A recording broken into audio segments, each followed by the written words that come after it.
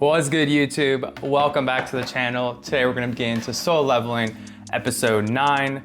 Last time we had a really good episode, a lot of setup, a lot of characters overlapping.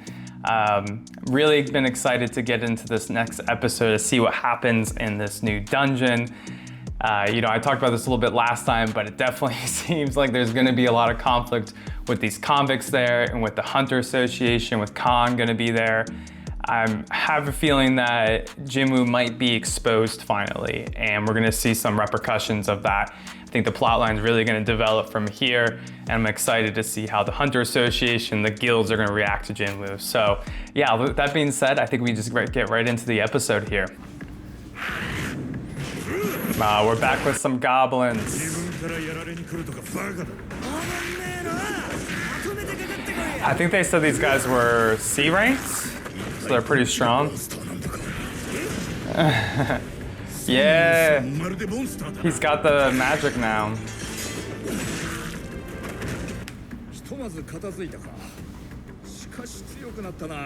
So is he.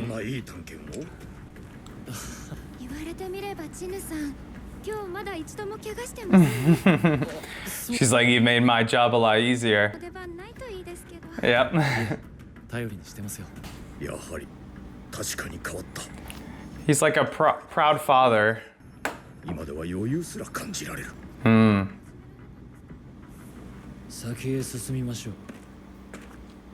Cue intro. Who's really the beast here? Let's get it.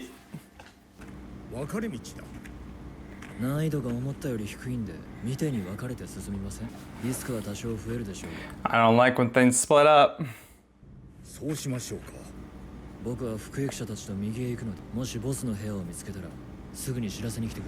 No perception. Yeah, is he gonna go down that one? Yep, he's gonna want that experience. Okay.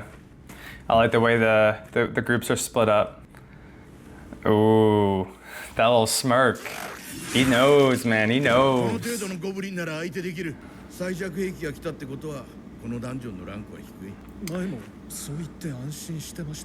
Yeah, for real, he's actually learning from it. There you go, there you go.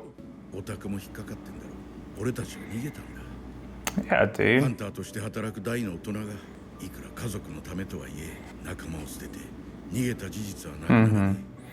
Get a little redemption arc for Mr. Kane, is it? No, not Kane.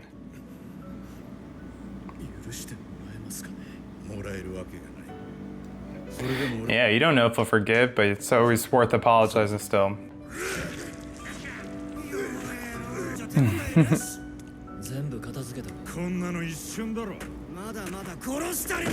Damn, these convicts are savage.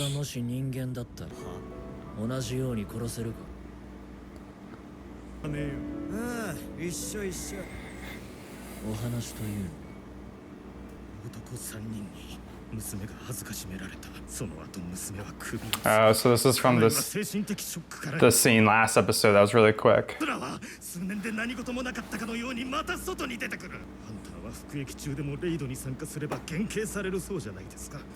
Yeah, it's kind of, yeah. It's kind of messed up. Just a little bit.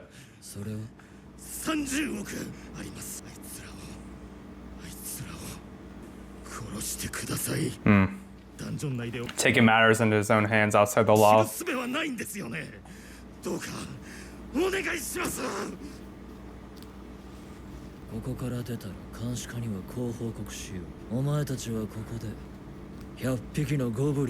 Oh man. This is why you want to split up too.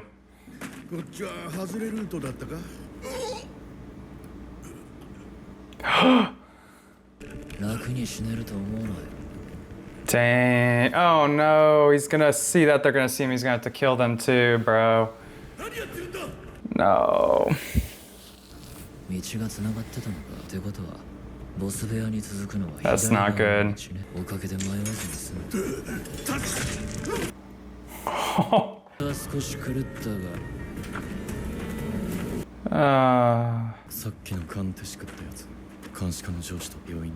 He's pretty badass, I'm not gonna lie. Of course he remembers you.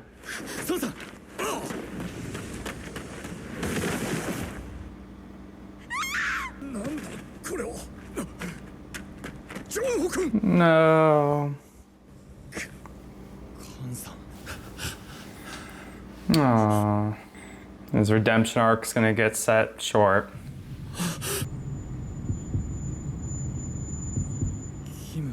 Yeah, Mr. Kim. I forgot his name.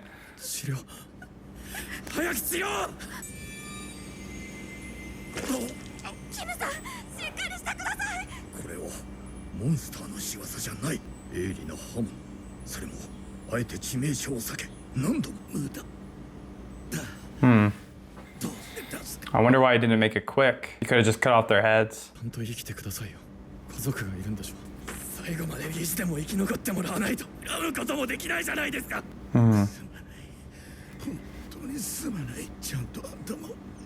Yeah.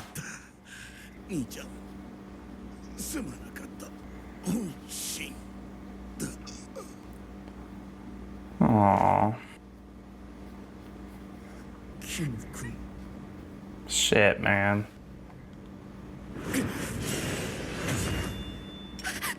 Bruh.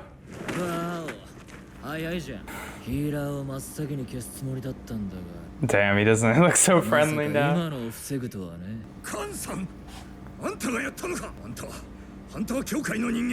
Man, there's so many crooked people. 本当はゴブリンに皆殺しにされるという設定だったんだが、路線変更だ。逃亡を企てた囚人どもがお前たちを先に殺し。しかし僕に勝つには力不足。そうして僕一人が生き残る。どうだ、完璧だろ? Scum. 君に勝てる相手じゃない。私が行く。キム君、借りるぞ。Aww. Okay, so he's C rank, okay. Oh, so healers have buffs too? Nice.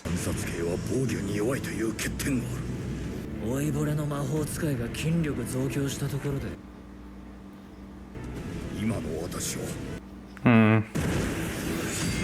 所詮は魔法系剣を握ったところで何の意味がある。意味はあるかもしれないぞ。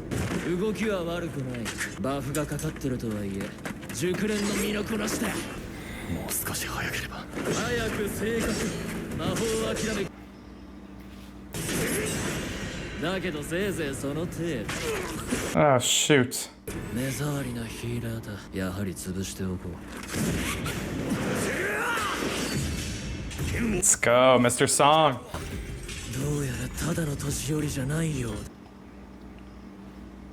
Dang, that's so cool. そうは言っても与えられた力には限界がある。使いごとき暗殺系ハンターの速度についてこれるわけがないんだよ。 Come on, Juhi, heal him up, heal him up.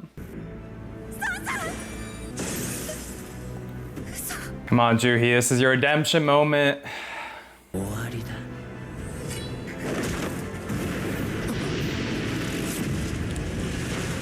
剣士に徹することで魔法への警戒心を解き。 Damn, kinda strong, man. 作戦は悪くなかった。この老いぼれ狐が。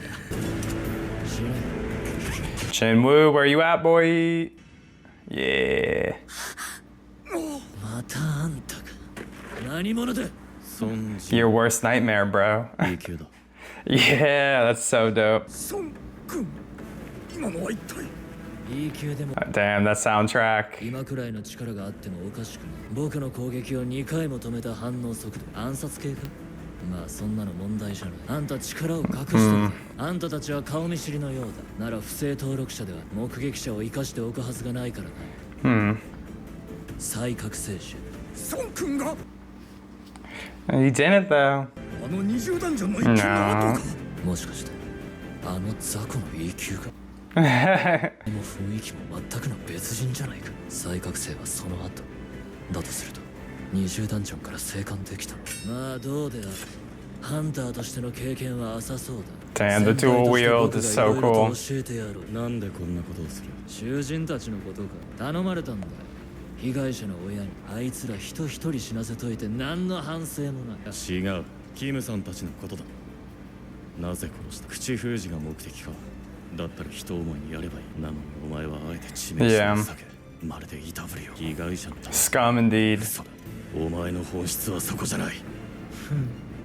ええ、それくらいはお安いご用ですが、あなたは少々誤解している。僕は大手ギルドからも引く手あまたの B 級ハンターに入ったと思う。 For peanuts. That's funny. 僕はね、モンスターなんかより人を殺してる時の方が楽しいんですよ。 Damn, he's savage as fuck, bro. 学生したところで知れている。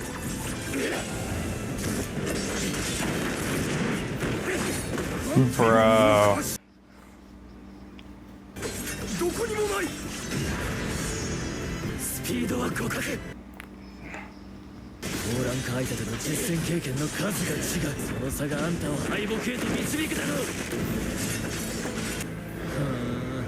う。根性あるんだ。 Dang. あ、さっきむき出しにすんのやめてくんないか。ほら見ろ、システムが反応してしまっただろ。久々にシステムに感謝するよ。お前を殺さないといけない。 Cue the avatar state. システム何なんだこいつ。間違いなく僕が有利なはずだ。 Ooh, he's sweating now, baby. Get a little buff up. さらに速くなった。毒効果が。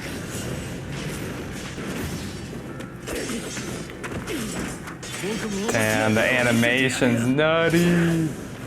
君だ。気配を完全に消したの。勘のいい野郎だ。好き、隠密。暗殺系のハンターでもごく一部のものしか手に入れられない。 Damn. もちろん僕がこれを使えるということ。なぜならこれを目の当たりにし、生きて帰れた人間は一人も。 Dang, dude. 余計な真似はするな。あんたたちの番はこの次だ。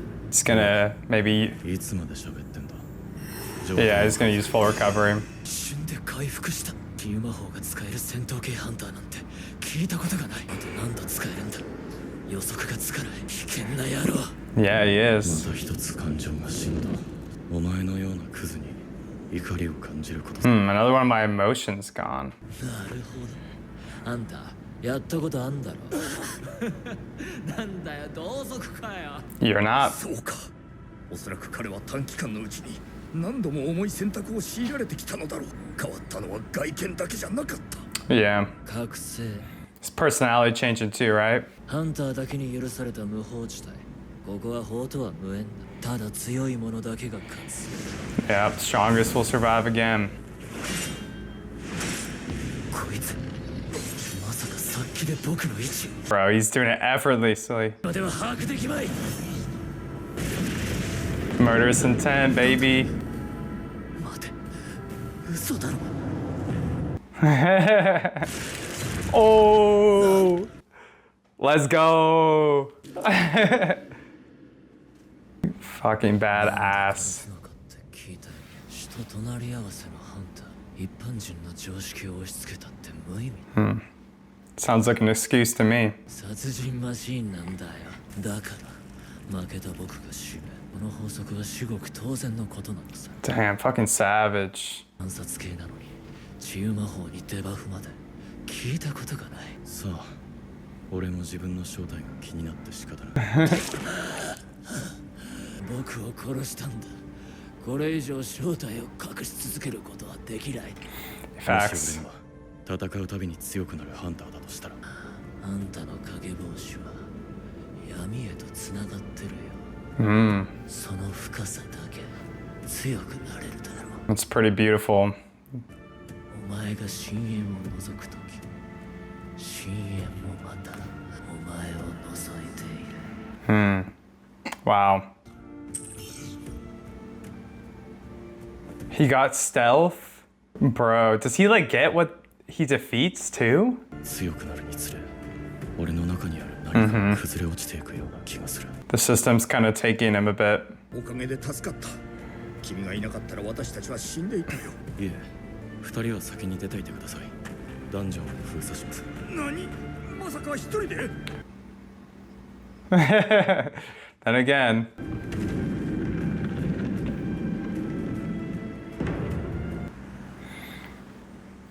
ウ課長、報告は聞いた。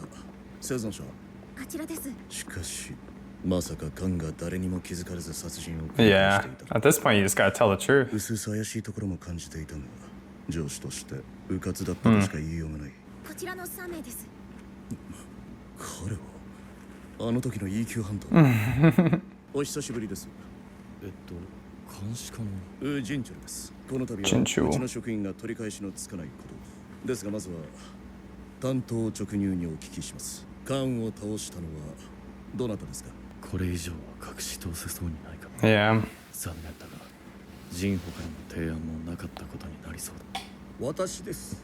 私がカンさんを殺しました。 Oh, Mr. Song coming in clutch. そのあなたが B 級のカンをどうやって？彼女がいるではありませんか。 Yeah, Juhi wasn't much help. ヒーラーの協力で勝てたということですね。カンは B 級の中でも上位。C 級の魔法使いがどうあがいても勝てるとは思い。 Yeah. わかりました。 Yeah, he knows better than 調書を that. 作成しなければならないんで。カンテシクを倒したくらいでうぬぼれてる場合じゃない。あの時は分からなかったが、この人は A 級だ。今の俺じゃ太刀打ちできない。 So he's not quite an A 余計な rank. 真似をしてしまったかな。君が力を隠すのにはそれなりの理由があるのだろう。私なりの恩返しということに What a guy, して dude. おいてくれ。3時間後、カンテシクに囚人の殺害を依頼した男が自首し、俺たちの正当防衛が成立した。疲れましたね。ジュヌさん。これ覚えてますか？ Oh, she wants to be taken out to dinner. Man, wild episode, wild.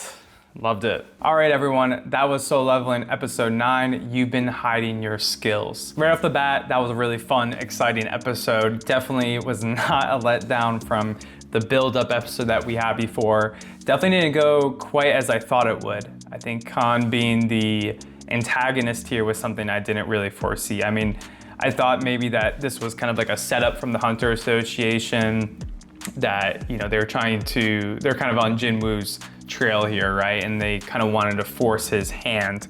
But it was more so about Khan being hired around kind of, you know, assassinating these felons. He was hired by the dad of the daughter who was assaulted by these felons. The dad hired Khan for, I think, $3 billion or something like that. But we find out as the episode goes on that Khan's really much more savage than that. It's not really about the money or anything like that. He just really enjoys the thrill of killing people. So it's kind of similar to, you know, a little bit of the situation in the sea dungeon with those kind of more of those evil hunters. You know, Khan is a B rank he's got an offer from high guilds. He could be part of these guilds and make a lot of money, but instead he's part of the Hunter Association, which, you know, he kind of gives us some information that they don't necessarily make a ton of money.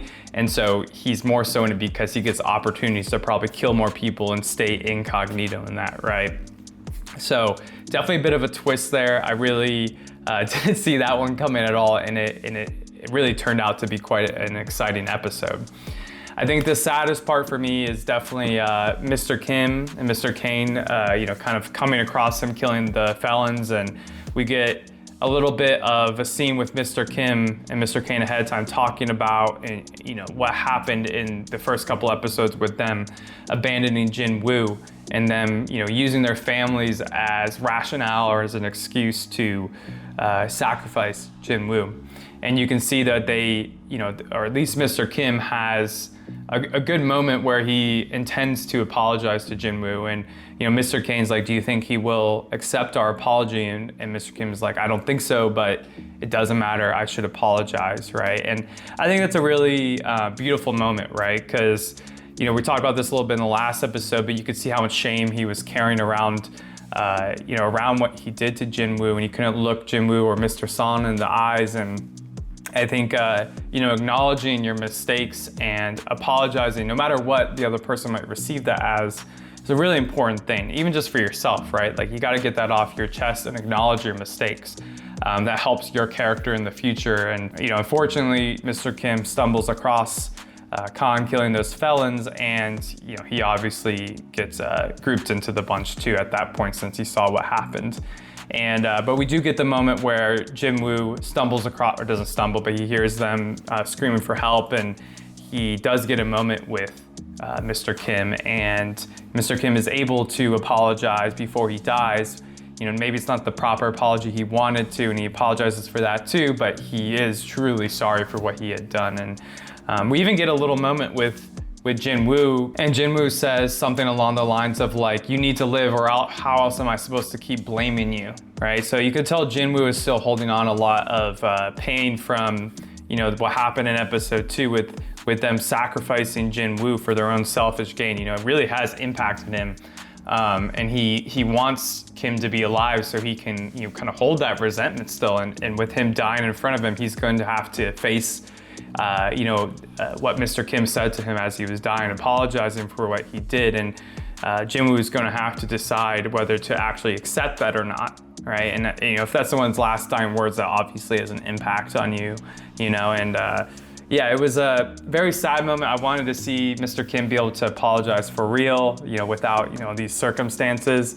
But I did kind of like that little bit of a redemption arc for him. It's a good thing to see with how dark the rest of the episode is, right? And how we kind of center around, Khan, and how evil he really is, right? He just likes to kill people. And we get a lot of comparisons between Khan and Jin-woo and the darkness within them. And I think that was really, really interesting. There's some really beautiful writing throughout this episode, especially towards the latter half. But before we get to that, let's talk a little bit about the fight. So Khan obviously comes, he tries to, quickly dispose of Joo-hee, the healer, and Jin-woo's quick with it. He throws him off of it. Thought that was super cool. And then Mr. Son's actually the one who takes up the fight first. And I think they say he's a C rank. He's really a mage, and I kind of thought that his magical powers had awakened in the last episode. Maybe I misread that, but I guess he's actually more of a mage than a swordsman. But he's, swordsmanship is kind of his talent, I guess you could say, more so than his magical ability or his class type. And we see that Joo-hee's able to give him a strength buff, so it looks like healers are able to give buffs as well, which is very similar to an MMO. Usually it's the healer types who can cast more buffs than other types. And I thought it was pretty cool to see a little bit more information about those buffs, and we see that Mr. Son's actually able to keep up with him for quite a bit. He's definitely not as fast as Khan, but he's very, very talented with the sword. He even kind of sets up this plan where if that fails, he's going to unleash his magical ability to try to kind of finish Khan off when he's going for the final kill on Mr. Son. Unfortunately, all that fails, and Jin-woo has to get involved here. And we even see Joo-hee trying to support Mr. Son a little bit as well. She's healing him at first, but once again, she kind of crumbles, and it's frustrating to see her struggle so much. But this is kind of her main pain point as a character, right? She's really struggling. She really struggles under these high pressure situations to perform. Even though she's a B rank healer and she has a lot of power, she doesn't have the discipline or the skill. I mean, she has the skill. She doesn't really have the discipline to be able to perform in these high stress situations. And that's honestly a lot more important than skill at times, right? Like the best athletes in the world, and the most important situations, like life endangering situations, you rely on that instinct and that grounding in your discipline and to really pull you through, right? And Joo-hee doesn't seem to be in touch with that. And I'm curious to see if her character will develop later on and she'll be able to face that, or if it's just gonna end up being her ultimate, kind of downfall here. But let's talk about the fight with Jin-woo and Khan. Once again, animation was really cool. The soundtrack was awesome. When Mr. Khan was revealing himself as the kind of to be more evil, like he likes to kill, that his face was, oh man, that's a thumbnail right there. Very scary stuff. And even the soundtrack was really similar to the soundtrack in the, I think, first and second episode, the statues. Very eerie feeling. You could just, it makes you feel what the darkness is in this episode. And I really appreciate that in this anime so far. Of course, the fight was really, really awesome. You could see that they were very evenly matched in terms of their speed, but Kang was saying the whole time that he has the experience, right? He's been facing high-level hunters before. He's, obviously has killed a lot of them, and the experience is what's going to help him beat Jin-woo in this case, even though they're kind of equal skill sets, right? Obviously, as this goes on, Jin-woo uses his full recovery, which kind of throws Kang off. He uses his dash skill, which makes him even faster. And eventually, he uses murderous intent, which is what pushes Jin-woo over the edge to be able to kill Kang, even when he's using his stealth, right? Because that stealth ability, I guess, is super rare for assassins and really, really strong. I mean, almost overpowered in a way, but Jin-woo's perception is able to keep up with it, and then murderous intent's able to cast that debuff on him, which I assume slows him down and also lowers probably the effectiveness of his stealth, and that's what allows Jin-woo to deliver the final blow. I thought it was pretty interesting too that Jin-woo kind of exposes himself a little bit, even willingly, right? Like he mentions the system to Kang, and even after he's like, he stabbed Kang, he talks about how he's able, basically he says like, what if I'm a hunter who can level up from every fight, right? And I thought that was pretty interesting because it's almost like Jin-woo's looking for answers too, right? Like he doesn't know himself.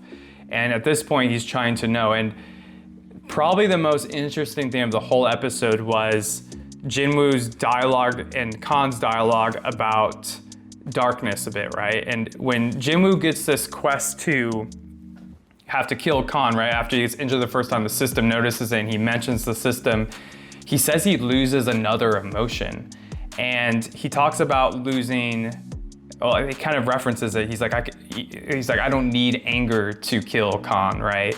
And so I'm wondering if, similar to when he faced the C rank hunters in that dungeon and, he had that quest when they started to attack him, and he definitely seemed to be affected by that a lot. It seems like, I think in normal circumstances, killing people and having to defend yourself would change you as a person, no matter what, even in real life, just outside normal circumstances, affects your psychology, probably affects the way you view yourself. Like, even if it's self-defense, you just murdered someone, right? Like, that affects who you are. But with this situation, it almost seems like the system itself is taking away part of Jin-woo. And he says that himself is, as he's getting stronger, it seems like the system is taking away part of him. And I'm wondering where those two things kind of overlap, right? Where it's more of the psychology of himself versus like the system's part of this. Like, is there a trade-off to him getting stronger, right? It's not just, hey, you just get these powers and this really cool system to support you getting stronger. It's, hey, as you level up, we take a part of you and you start to become our slave, right? He mentions in that dungeon episode with the sea rankers that, the system is using me, right? What is this system and what's controlling this system? I have no clue what it is, to be honest. I would love to give a theory here, but whatever it is, there's definitely way more to it that we don't know. And it's really exciting to think about kind of the extent that it integrates with the magical world, or that it's, how the extent that it's going to affect Jin-woo and his character as he grows. Like I said, the last couple of reviews, it seems like he's changing a lot and his humanity is kind of slowly dwindling, right? He's losing emotions. Emotions are like what make humans human, right? Like having a full range of emotions is how you live fully in life. Even the painful emotions, those are sometimes some of the most beautiful emotions you can feel when, someone dies that's close to you or someone's in pain close to you and you have empathy, right? But as he's losing anger here, I don't know what emotion he lost earlier, but he's losing that humanity. He's losing that groundedness towards probably humans in his life, right? So it'll be interesting to see if the characters around him start to see that too, right? Like in this next episode, I guess Joo-hee's, wants to take him out on a date or something, right? Is he gonna be able to connect with her the same way that he used to, or is he gonna be a little bit more cold-hearted? He's not gonna be able to experience that full range of emotions anymore. We'll have to see how that pans out. Something else that was interesting from when he talked about his losing another emotion was there was a blue flame, right? And it really reminded me of the blue flames and like kind of that sacrificial circle from the second episode, and how those blue flames, I believe it was the blue flames that were ticking around, right?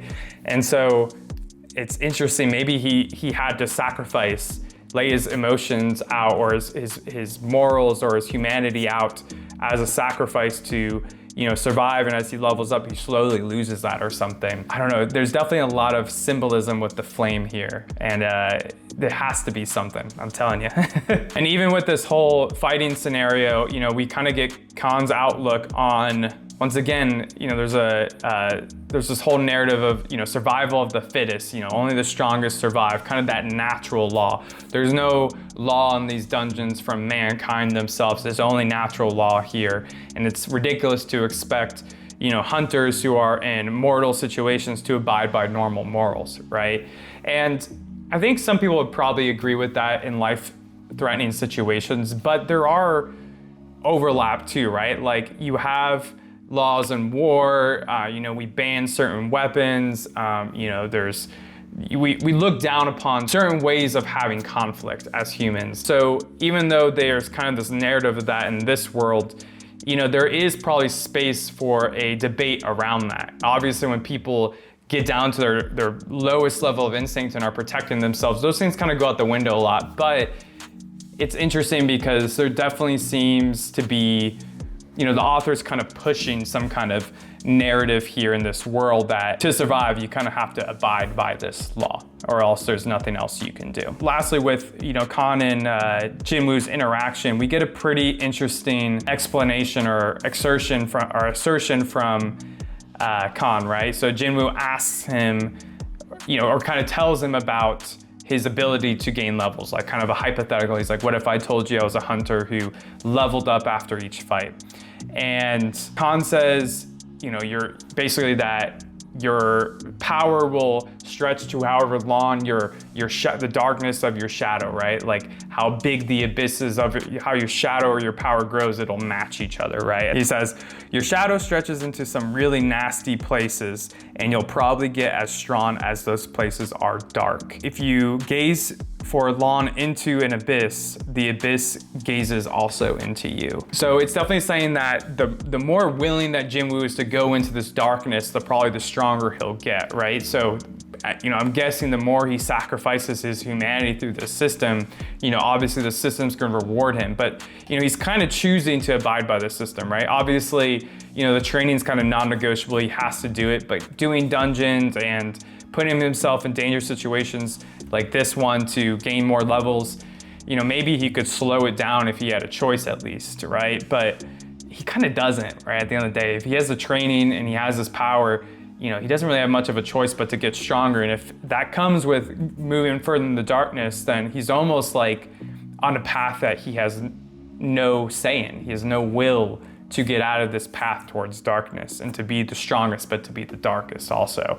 I thought that writing was really beautiful. Definitely is some foreshadowing that, you know, I think as an audience, you can start to, you know, appreciate a little bit here, especially in the episodes prior to, we start to see it a little bit, and this kind of hits the nail on the head, right? Like you can see where Jin-woo's character is starting to go. You know, after he defeats Kang and he completes this quest, he also gets the stealth ability, stealth rune, which I'm wondering if it's gonna be the same exact ability as Khan's, or if it's going to be something a little bit different, like if it's more situational, or it has different kind of, you know, timer to it or different buffs to it. If it is exactly the same, that's a really strong ability. I mean, you can see from this, like, unless like you get hit with a debuff or you're fighting someone with super high perception, like that's extremely strong skill. So definitely seems like Jin-woo's character type is more so leaning towards the assassins, but obviously he has, you know, other skill sets as well. But yeah, we'll have to see how that gets used in the next few episodes. Lastly, we see a little bit of the fallout from this when Manager Woo comes to investigate himself. He recognizes Jin-woo and, you know, he gets right down to the point. He's like, hey, let's get to the most important thing. Who ended up killing Khan, right? He kind of accepts that, you know, Khan was evil, and he kind of even you know, had a little inner dialogue that he kind of noticed that Khan was a little bit off, but, you know, he kind of blames himself for not actually looking into it fully.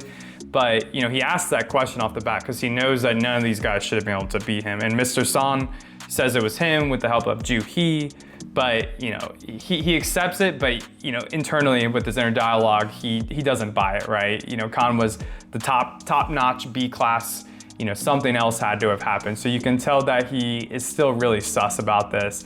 And I'd imagine that after this point, he's gonna get a lot more involved in the investigation of Jin-woo, and Jin-woo's powers are not gonna stay, you know, secret for long, especially with Mr. Son and Juhi knowing. I mean, I don't think they'll tell anybody about it, but I mean, it's just starting to open up, right? And as you know, Dong-soo's gonna come back to the picture and all these different S ranks, you know, it's gonna have to expand pretty soon with him getting exposed more. But we also get a little information that Manager Woo is actually an A rank. You know, like Jin-woo can perceive that now, and he even says that at Jin-woo's state now that he would not be able to stand a chance against him. So I guess Jin-woo is kind of like in between B and A. You know, Jin-ho said that he was stronger than a B rank earlier, but it seems like he's kind of in between. You know, he maybe can't quite handle A ranks. You know, that fight against Khan was definitely very evenly matched, and his debuffs and buffs, you know, kind of pushed him to get the advantage there. So, you know, if he's gonna be able to take on Dong-soo, who I assume is probably an A rank or an S rank, you know, he's gonna have to level up more. But yeah, definitely a really fun episode. I was definitely stressing a little bit, was on the edge of my seat that whole time. We'll have to see the next episode's a little bit of a decompressing one again, see kind of the fallout of, you know, Jin-woo losing some of his more of his emotions and his humanity here. But definitely enjoying this journey with y'all. I appreciate y'all watching once again. Drop a like, drop a comment on what y'all thought of the reaction, the review in this episode. And yeah, I'll see y'all next time. Peace.